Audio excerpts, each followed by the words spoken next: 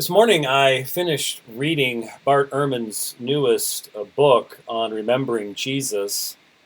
It was mildly interesting. I didn't find it to be nearly as good as some of his previous works were. But, it just come out, and it has been my practice for quite some time now to keep up with what is being written so that we can interact with it in a meaningful fashion. That's really what I think scholarship is about, is knowing your field and being able to communicate to others what developments are in that field, so on and so forth. And obviously, Ehrman is very relevant to apologetics. He is the leading English-speaking critic of New Testament Christianity. I clearly believe that his series of books, his popular-level books, are specifically meant to cover the entire range of undercutting any meaningful Christian commitment at all. And I do believe it's directly relevant to the fact that he is an apostate, that he abandoned the faith, and he is utilizing that background that was his as the last doctoral student of Dr. Bruce Metzger as his entree. And when unbelievers want to find an apostate to talk to, Bart Ehrman's the best person to talk to. And so, as most people know, we have reviewed every book, every one of the popular books as they've come out. We have reviewed a number of debates that Ehrman has done. We have engaged very deeply with his criticisms on a number of things. Not quite as much on the problem of evil, because quite honestly, his work on that was very shallow, very poor. It did not show really any meaningful understanding of historical Christian theodicy and issues related to that. And we pointed out that Dr. Ehrman, on one side, wants to avoid having to deal with theological issues, and yet on the other side, he's constantly making theological claims. He wants to have the proverbial cake and eat it too. And so we've engaged in a lot of criticism. But of course, as we've done it, we have allowed him to speak. We have quoted him. We have played the quotes from the debates, and they weren't edited or anything like that. We let him speak because, well, that's why we do what we do. Well, as I said, I finished the new book and had already planned on doing some segments. I mentioned the last dividing line. This again illustrated. It's be really good to go through all the Gnostic Gospels, but especially particular ones, Thomas, and especially the Proto-Evangelium of James. I mean, that has relevance in so many areas. Roman Catholicism, so many of the early Marian dogmas developed out of the popularity of that work. And if you actually read the whole thing, you're just left going, wow, is that different from the actual Gospels, the canonical Gospels? But be it as it may, had already decided especially to look at one particular section from the book when, on my way in to the office today, a friend of mine sent me a screenshot or a message from that had been posted by a Muslim apologist. And this goes back, however, to, I guess someone was digging through here, and Ijaz Ahmad was digging through stuff, and found this quotation from almost 2 years ago. Now, I don't follow Ehrman's blog all that much. People send me stuff. There are people who follow it, and but I don't remember ever having seen this. But Ehrman said on April 28th, 2014, he's not speaking of me, he's not a scholar because he does not have scholarly training, he does not have scholarly credentials, and never publishes any works of scholarship. My aversion to him is simply rooted in the fact that he does not seem to be a nice guy. I have no problem with him being a committed Christian believer, but when someone is that offensive, I tend to take offense. Now, I don't know what came before this. I have seen people go on Ehrman's blog and lie their teeth out about what I had allegedly said about Ehrman. One thing I'm 99% certain of, is that Bart Ehrman does not take the time to listen to any of the critiques we've done.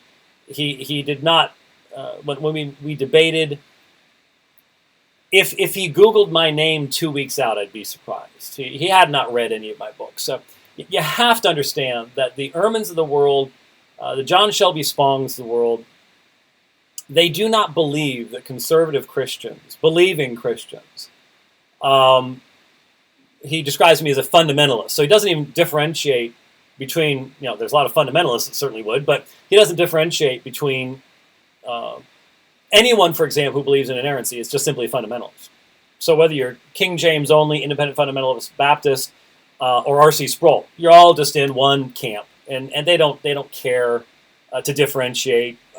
It's irrelevant to them, and so it's a lot easier to just throw everybody into this one pile and just treat them in that way, and that's what Ehrman does.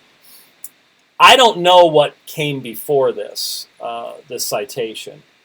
And so maybe somebody had just, because like I said, I've seen people just horrifically lie about me to him, and I would imagine he just believed that.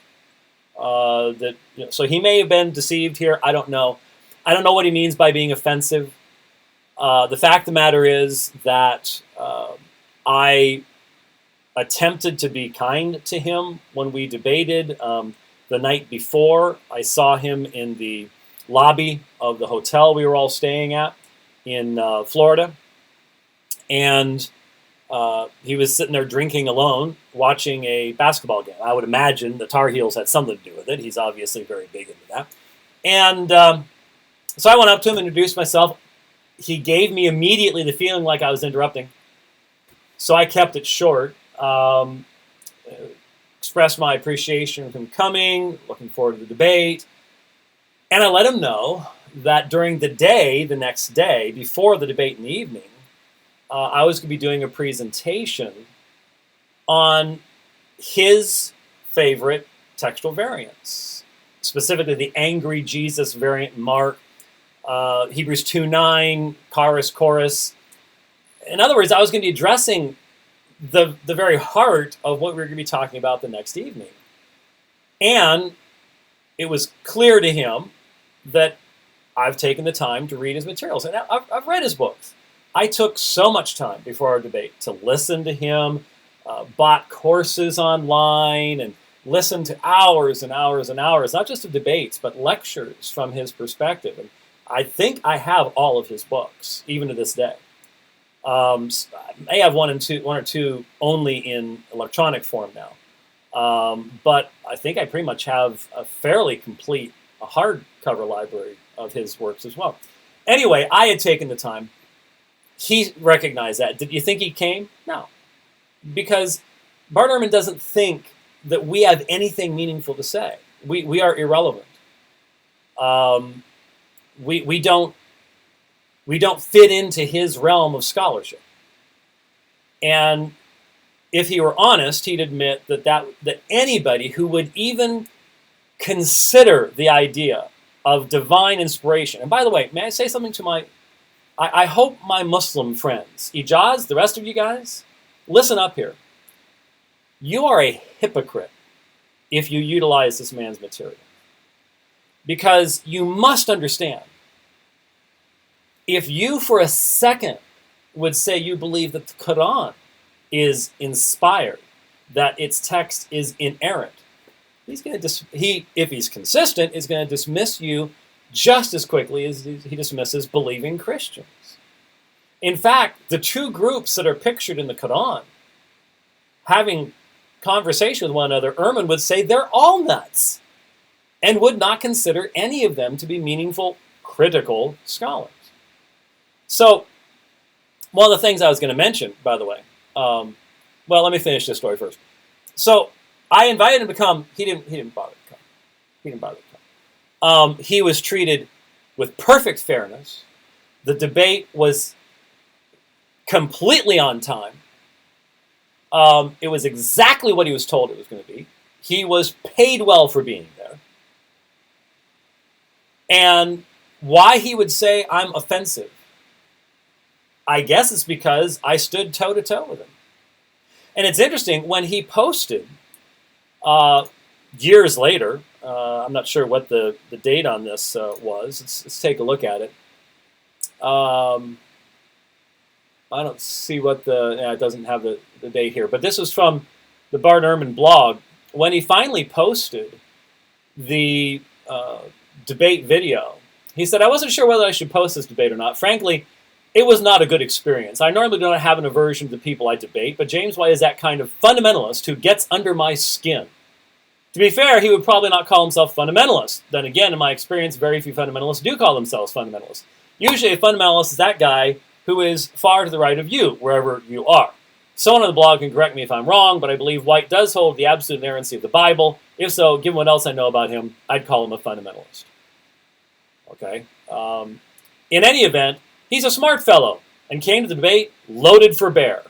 But it's good to see me at not my best as well as at my best. Now, I think that's about as close as Bart Ehrman would ever allow himself to get, to admit that that was a fair debate and that he didn't just wipe the floor with the person he was debating either. Because I came loaded for bear. Well, that's what he said when he posted it anyways.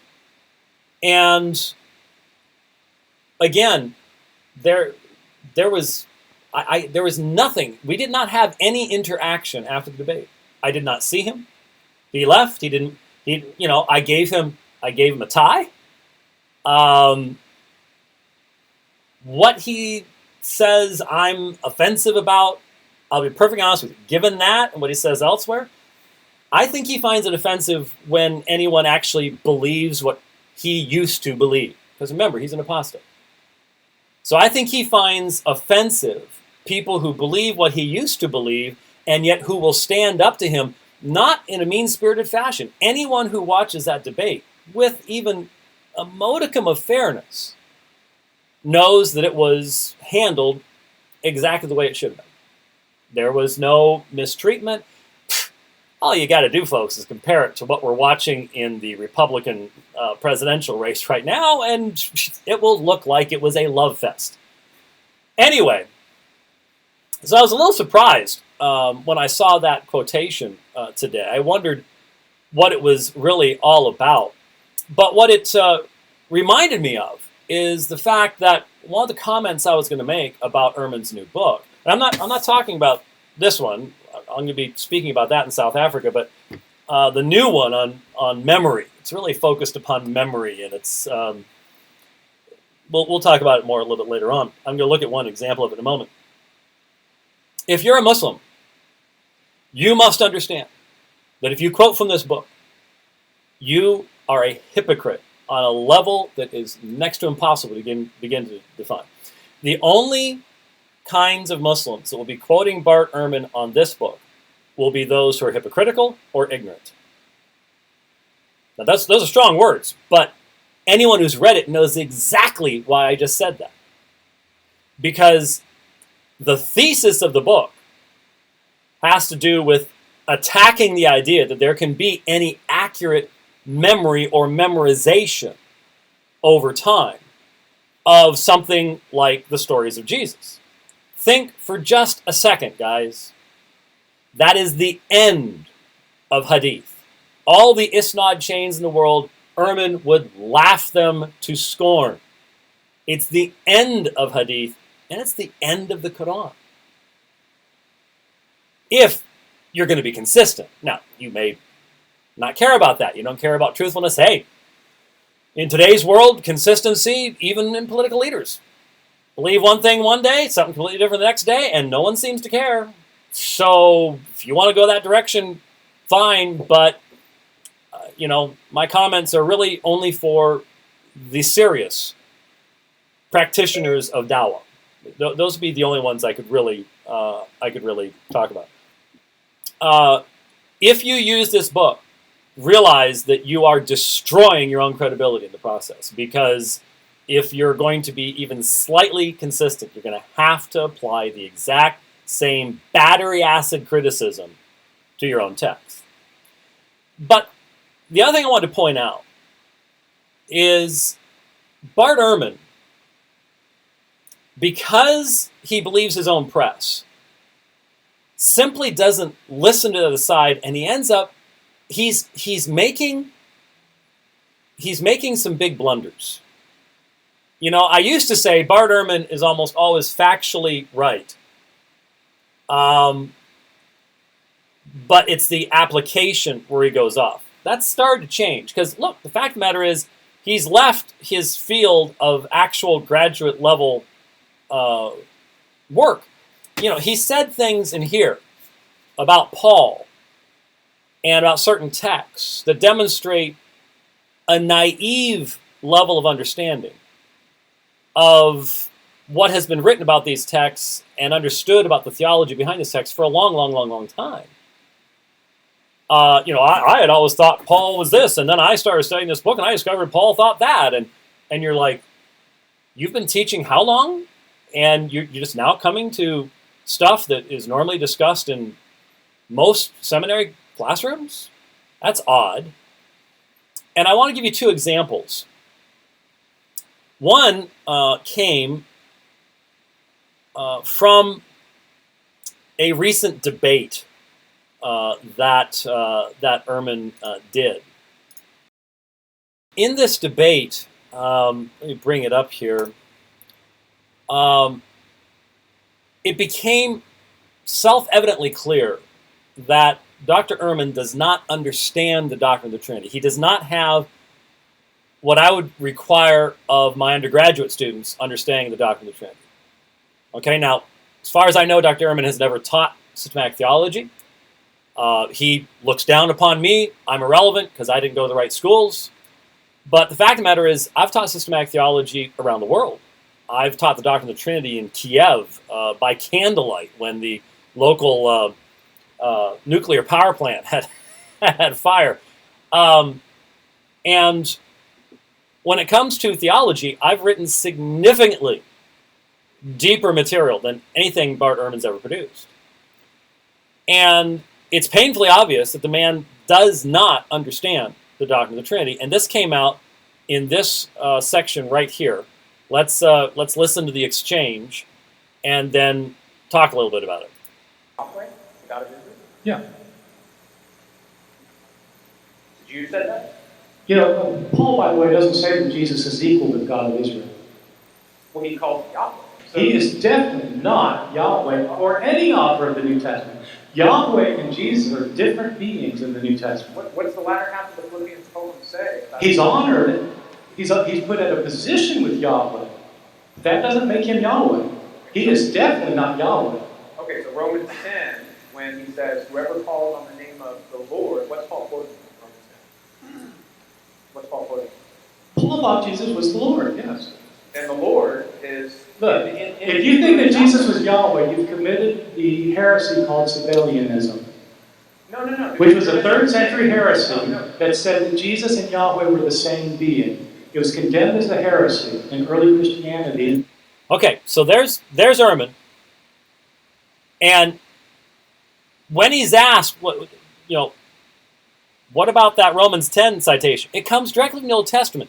He was referring to Isaiah 45 at the end of the Philippians hymn. Every knee will bow to who? To Yahweh. And confessing the name of the Lord in the Old Testament, it's Yahweh.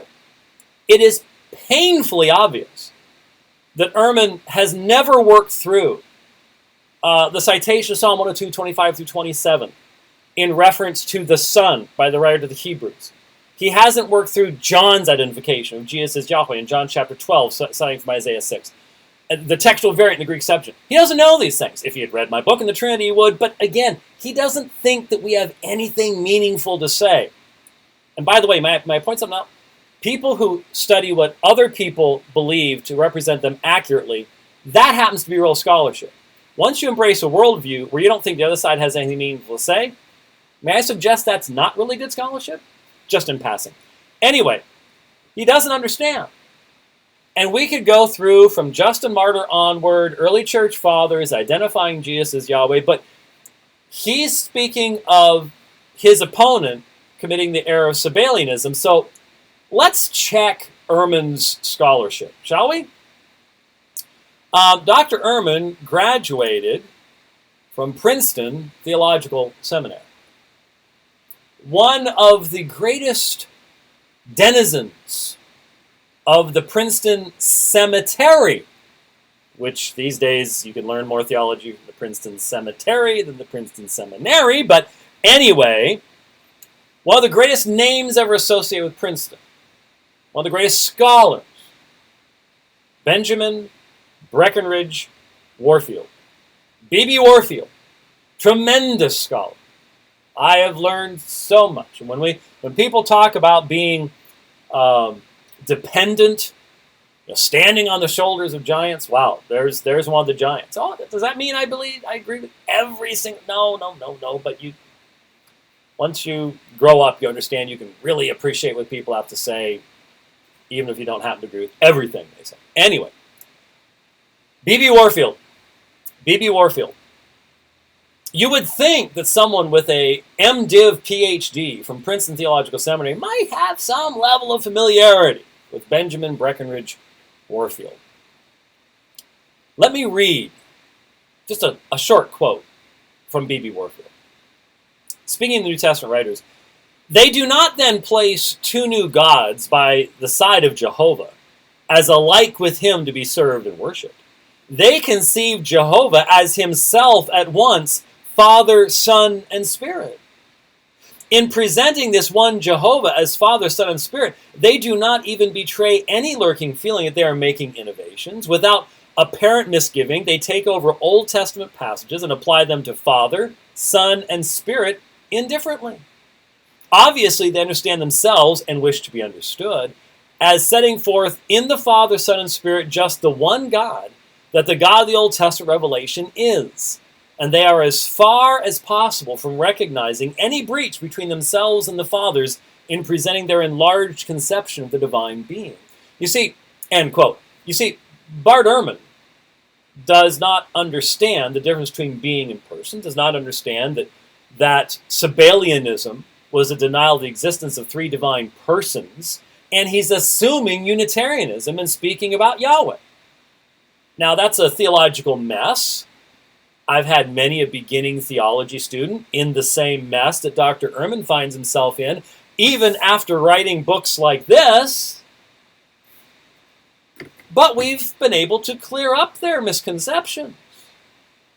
Now, I said as soon as I saw this debate, I would be happy to debate Bart Ehrman on the thesis of his own statement, Jesus is not Yahweh for any New Testament writer. I will debate that against Bart Ehrman with absolute, complete, 100% confidence of winning that debate. Without the slight, and that's not arrogance. That's just recognizing when someone doesn't know what they're talking about. That's not arrogance. Dr. Ehrman would be ill-advised to take up that challenge, no matter what the honorarium offered him would be, because he's wrong.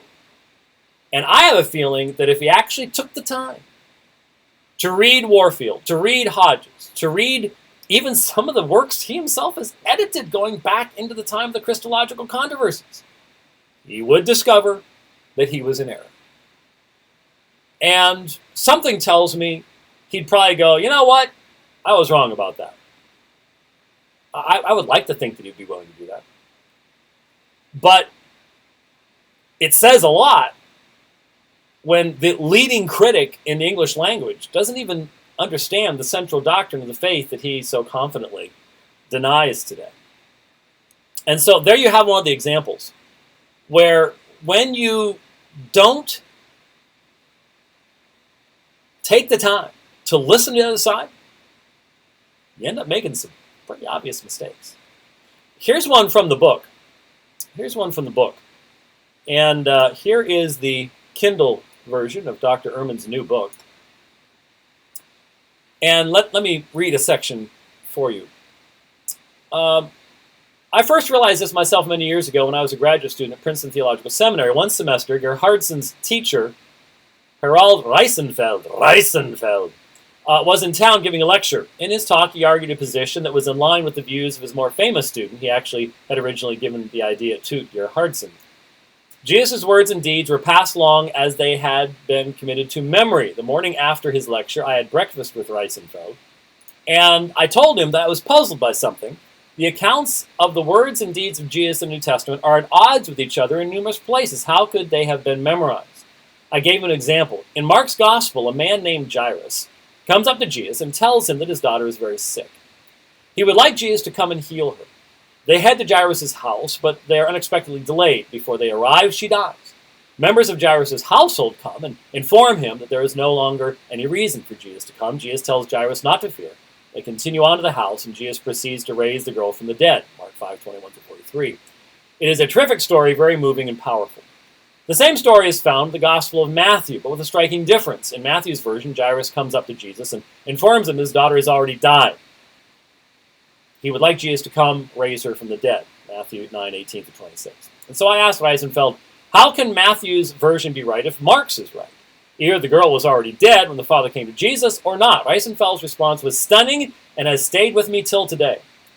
Since he was convinced that the stories about Jesus were memorized by his followers, he believed Matthew and Mark were describing two different occasions on which Jesus talked with Jairus and brought his daughter back to life. The first time Jairus came to Jesus before the girl had died, the next time it happened, she had died already. Jesus raised her from the dead twice. I realized then and there, this theory of disciples remembering precisely the words and deeds of Jesus simply didn't make sense to me. Well, I'll be perfectly honest with you. Doesn't make any sense to me either.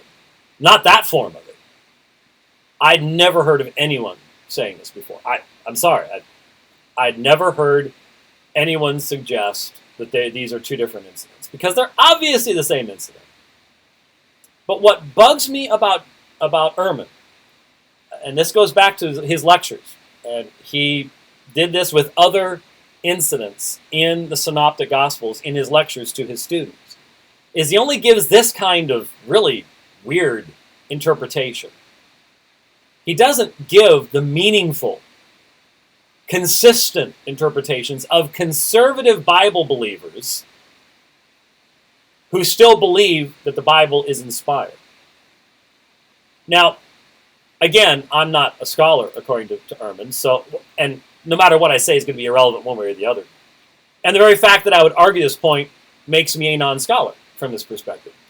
But this is one of the primary examples that I have used. I've been teaching through the Synoptic Gospels for years. We've only got like 4 pages left. And we're almost there. But I utilize, Dr. Ehrman says that the Christians just sweep these things under the rug. Well, the students in my class probably wish I did sweep some things under the rug. We would have been done a long time ago. But I don't sweep these things under the rug. And in fact, people who were at the G3 conference, not this past year, but the year before, this is from my G3 presentation, what I'm putting up on the screen right now. I used this exact example. And ironically, Dr. Ehrman, he must know that there are better answers, does he? I'll be honest with you, I don't know. He doesn't seem to be listening. He doesn't take them into consideration. But let me just point out, Matthew uses 139 words over only 8 verses to narrate this entire event. Mark uses 379 words over 22 verses to narrate this event. So Matthew's version is 37% the length of Mark's, about 1/3. Or Mark's version is 2.7 times longer than Matthew's. So isn't it rather painfully obvious that Matthew is greatly shortening the story? He does, and this comes out rather plainly, I think, when we look at this particular section. Look at it right here. In Matthew 9:18, while he was saying these things to them, a synagogue official came and bowed down before him and said, "My daughter has just died, but come and lay your hand on her and she will live." So that's the first encounter. One of the synagogue officials in Mark named Jairus, notice he names him, came up and seeing him fell at his feet and implored him mercy, saying, "My little daughter is at the point of death. Please come and lay your hands on her so that she will get well and live." Now, if you just kept these two together, and you didn't take into consideration that one is 1/3 the length of the other, you didn't take into consideration this next screen right here. Mark has, while he was still speaking, they came from the house of the synagogue official. This is the woman, remember the woman with the issue of blood has been healed? "Your daughter has died. Well, I told the teacher anymore, but Jesus, overhearing what was being spoken, said to the synagogue official, 'Do not be afraid any longer, only believe.'" It's not in Matthew. So what has Matthew done? Matthew has telescoped the details so as to make it a much shorter story, because his focus is upon what? That when Jesus and Jairus arrive at the house, they know that the daughter has died. Now, you'll notice that before I went to this, I talked about what's the difference between ipsissima vox, ipsissima verba, and ipsissima intendebant. Most of the discussion is between vox and verba. Are the writings of the Gospels MP3 recordings? Or are they what the Spirit intends to communicate and the author intends to communicate in the author's context? So it's not that we have not responded to these things. It's not that we have not said, yes, this is clearly, there's a difference here. It's not a contradiction. It's telescoping. We do it all the time. I guarantee you that if you compare the material in Ehrman's Orthodox Corruption of Scripture with the similar material in Misquoting Jesus, he will do the exact same thing. And if you listen to his lectures, I've caught him doing the exact same thing. Where he likes to tell a lot of the same stories, but he doesn't always tell them the same way. Does that mean he's lying? No. If he's in a debate, he's got to tell it faster than if he's in a lecture where he has more time. He gets to make that choice. And so did the writers of the Gospels. They get to make that choice too.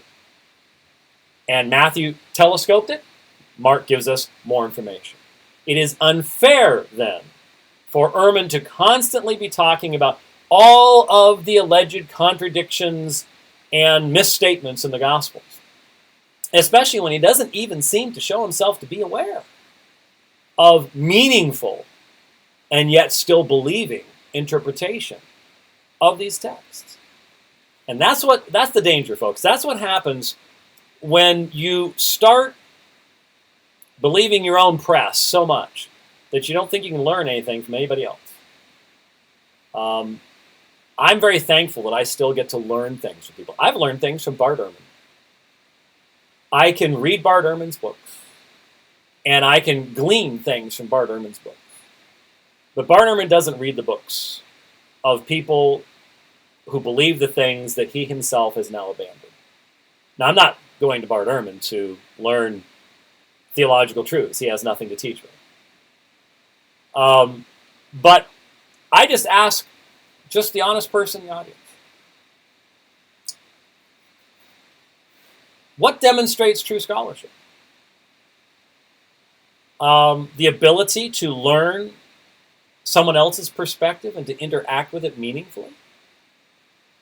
Or to close your mind to all those things and only listen to one perspective? Sadly, there are a lot of people in our day that probably would disagree with my understanding of those things. But I think most people recognize the difference. So, there you go. I am sorry if Bart Ehrman was offended at our debate. I don't think that's what he was talking about.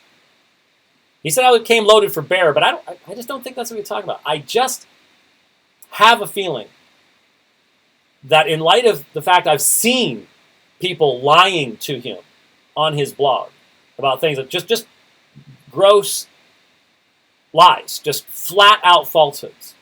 I have a feeling that's probably what he's responding to. So I'm gonna hope that that's the case. And so I want to close with this. Dr. Ehrman, if you want to send me anything that you feel that where I've been offensive to you in an unwarranted fashion, not that we disagree. I mean, I can't imagine you'd be offended that I identify you as an apostate because you once made a profession of faith. You don't any longer. That's called apostasy. Is it really offensive to you that someone would stand toe-to-toe with you and say you're wrong? I would certainly hope not. I don't know why you'd do debates if you would think that you'd be constantly offended. So I do want to say, Dr. Ehrman, that if you stand by what you said in the debate with Dr. Bass, that no New Testament writer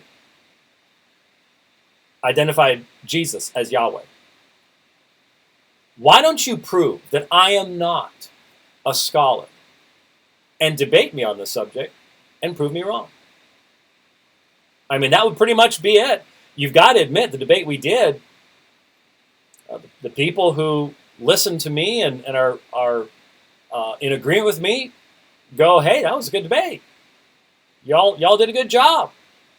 So if I'm so bad and such a fundamentalist, then it should be fairly easy to demonstrate that I'm wrong.